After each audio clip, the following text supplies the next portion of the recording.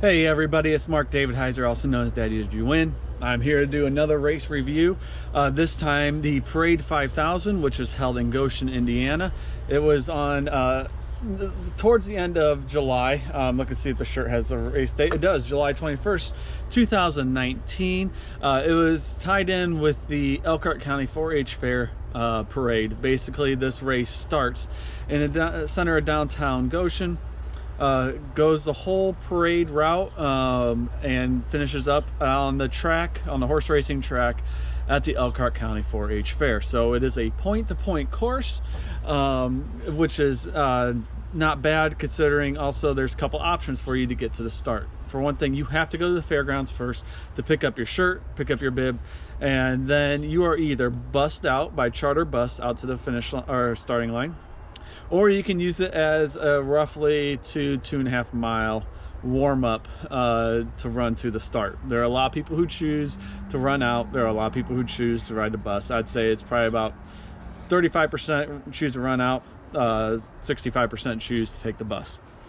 So there's a lot of people who choose to run out to the start. I used to do it. However, both my daughters now are actively involved with walking in the parade for their Taekwondo, their martial arts school. And last 2 years, the race director has been very generous in allowing my girls to ride the bus with me. That way they don't have to walk all the way out there for that. So anyways, traditionally, as I said, this is in the middle of July. It is very hot because the race starts at 1:30 to 2 o'clock, somewhere in there in the afternoon. It kind of all depends on when they can get all the roads closed and everything else because of fair traffic. This is, I think, the third largest county fair in the country, and so traffic is huge in Goshen for the week, or for actually the 10 days that this fair is going on. So anyways, as I said, they do give you a shirt. They give you a shirt and they give you a bib. That's all you get at this race. This is this year's shirt. I guess it's supposed to look like the bottoms of 2 pairs of running shoes that look like lungs. Believe it or not, this is not the worst shirt they've ever given out. But also at the same time, it is better than some other shirts that I've gotten. On the bus, we're driving out there. I get my girls to where they need to go for the parade, and I start getting warmed up and everything for the race. Obviously, with it being temperatures were warm, it were in 80s. They had been talking all week about being overcast, possibilities of rain, and it was going to be a cooler day. It didn't turn out to be that. It was probably in the mid 80s when we raced, with high humidity. There was rain on the way, but it just didn't come during the race, unfortunately. I think it would have been a lot better if it was. So it was a warm day once again.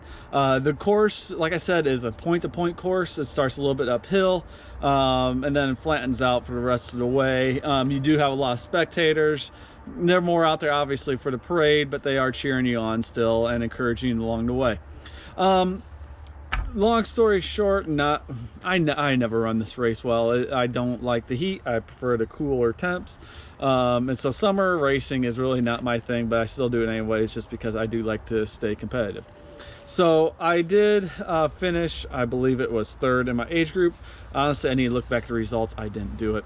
But this is a medal they give you. This is the biggest complaint that people have, and I'm not going to complain too much because it is, I think I paid $20 for this race. This is a medal. There is no way of telling what place you got in. I do think, though, there was gold and silver. That's why I'm pretty sure with this being bronze, I got 3rd place in my age group.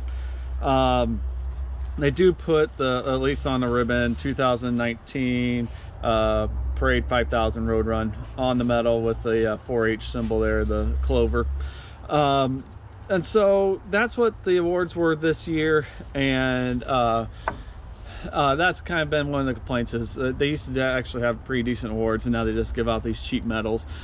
But however, they used to also just do cotton t-shirts, and they've gone with more of the polyester t-shirt. And so that you take some, you lose some. Obviously every race has to run on a budget, and that's fine. Kind of one of the downsides to this race, they give you water at the end. Obviously, I would hope so. Every race should do that. So they give you bottled water. but there is no food. They don't give you any kind of food. Obviously, what I'm guessing is they're going to expect you to go out and buy fair food after the race, which, you know, I did due to the lack of options. But no fruit, nothing at all was available to runners after the run, which I wish they would change up. But in the many years that I've ran this race, they've never offered anything like that.